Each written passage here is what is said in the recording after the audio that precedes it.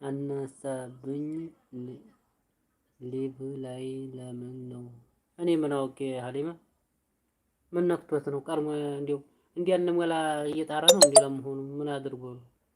በል ሲዞር ኑርዬ። እሺ ጠይብ መልካም ዙረት ብያለሁ። እየዞራችሁ ባካችሁ ዙሩ።